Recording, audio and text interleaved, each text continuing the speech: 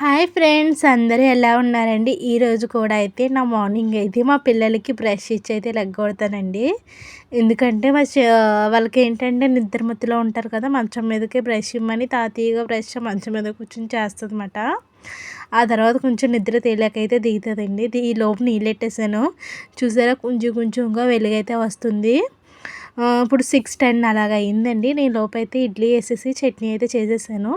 మా శృతి అయితే తానం చేస్తుంది. తానం చేసి వచ్చేలోపు దాని డ్రెస్సులు అన్నీ తీసేసి పైన పెట్టి ఉంచాలన్నమాట అన్నీ రెడీగాని. ఈలోపు వాటర్ బాటిల్లో నీళ్ళు వేసేసి టిఫిన్ బాక్స్ కూడా రెడీ చేసి ఉంచాలి. ఇడ్లీ అయితే చాలా వేడిగా ఉంది. వేడి వేడి టిఫిన్ కాదు కదా, చల్లారాక మా పిల్లలకి బాక్స్లో అయితే పెడతాను. వేడిగా పెడితే ఎక్కువసేపు ఉండదు కదండి. ఇంకా మా పిల్లకైతే ఇడ్లీ అయితే తినిపించేసాను. తినిపించేసాక జడ అయితే వేస్తున్నాను అనమాట. ఇప్పుడు 6:45 ఎంతో అయిందండి. జడ వేసేదానికి కనీసం 10 మినిట్స్ అయినా పడుతుంది. రిబ్బన్తో వేయాలి కదా. నాకు చాలా కష్టంగా అనిపిస్తుందండి జడ వేయటం. కుర్చీలు పెడతాం అసలు సరిగ్గా రాదన్నమాట. ఇంకా మేము రెడీ అయితే అయిపోయాము. ఇంకా ఈ శాండిల్స్ వేసుకుంటుంది. వర్షాకాలంలో శాండిల్స్ వర్షాకాలం అయిపోయాక షూస్ వేసుకుంటారన్నమాట. ఇంకా స్కూల్లో అయితే దింపేసి నేనైతే వాక్ అయితే వెళ్ళిపోతున్నానండి. నేను మా పక్క ఆవిడ ఇంకొకరు ఉంటారు. మొత్తం ముగ్గురం అయితే వాకింగ్ అయితే వెళ్తాము. ఒకరు వెళ్ళాలంటే కొంచెం ఇబ్బందిగా కష్టంగా ఉంటుంది అన్నమాట. ఒకరోజు బద్ధకం అయితే వచ్చేస్తుంది. అందుకని ఎవరైనా తోడుంటే ఈజీగా వెళ్ళొచ్చు కదా, అందుకోసం. ఇంకైతే మేము స్కూల్ గ్రౌండ్ అండి ఇది. ఇదంతా స్కూల్ అంటున్నాను, కాలేజ్ గ్రౌండ్ అండి. ఇదంతా కాలేజ్ ఏరియా. ఎన్ని ఎకరాల్లో ఉంటుందో తెలియదు కానీ మొత్తం జంగల్ అంటే అడవండి, అడవిలా ఉంటుంది. దాని మధ్యలో రూట్ మాట. ఇలాగా మనకైతే ఎటువంటి టెన్షన్ అయితే ఉండదు. ఇలా జాలీలాగా ఇలాంటిది ఉంటుంది అన్నమాట. అందుకని తిరిగితే కూడా మనమే కాదండి, ఇక్కడ కాలేజ్ వాళ్ళు ఉంటారు, కాలేజీకి వచ్చి స్టూడెంట్స్ ఉంటారు. ఇక్కడ హాస్టల్ ఉంది కాలేజీది. ఈ గ్రౌండ్లోనే ఈ గ్రౌండ్లోనే మసీదు ఉన్నది. చాలా చాలా ఉన్నాయండి. ఇంకా చాలామంది ముసలోళ్ళు, పెద్దోళ్ళు, చిన్నోళ్ళు తేడా లేకుండా స్టూడెంట్స్ ఇక్కడైతే చాలా అయితే వాక్ అయితే చేస్తారండి.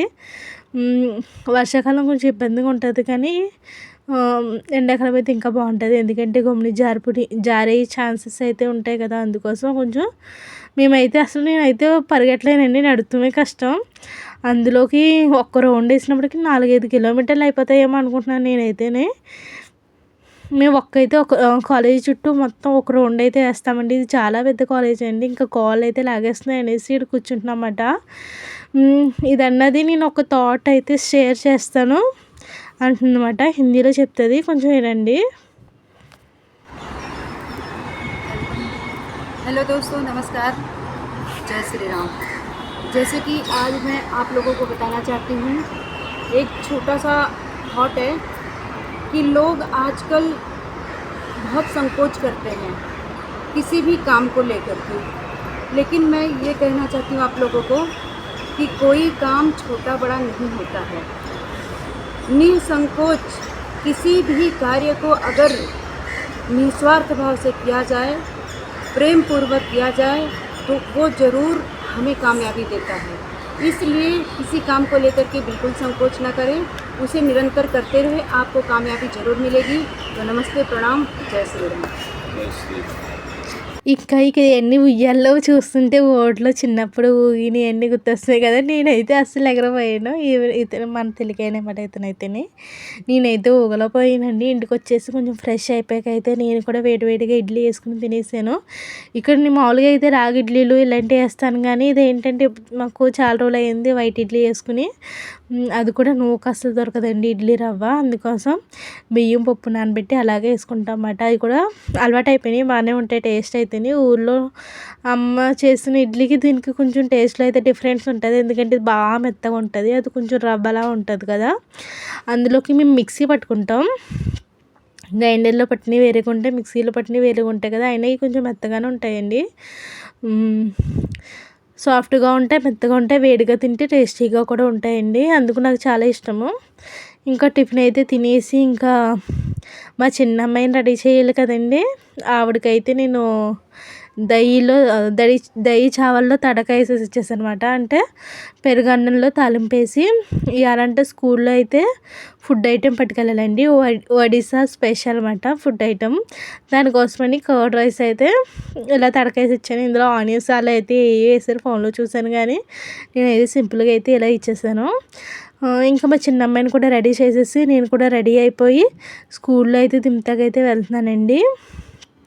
ఇక్కడే హైవే పక్కనమాట. మా ఇంటి నుంచి 5-6 మినిట్సే ఉంటుంది. 5 మినిట్స్ 6 మినిట్స్లో వెళ్ళిపోవచ్చు. ఇక్కడ ట్రాఫిక్ చూసారా చాలా ఎక్కువ ఉంటుందండి స్కూల్ బయట. హైవే పక్కన కదండి, వెళ్ళి వచ్చి వెహికల్స్ కూడా ఎక్కువ ఉంటాయి. చాలా ఇది ఉంటుంది అన్నమాట. ఇంకా స్కూల్ నుంచి వచ్చేసాక అయితే ఒక డ్రాగన్ ఫ్రూట్ తింటానన్నమాట. సరే అయితే తిను అన్నాను. వాళ్ళ డాడీకి ఫోన్ చేసి చెప్పింది తెమ్మని నేను తీసుకొచ్చారండి. ఇంకా నా వీడియో ఎవరైనా ఫస్ట్ టైం చూస్తే ప్లీజ్ సబ్స్క్రైబ్ చేసుకోండి. Like, share and subscribe.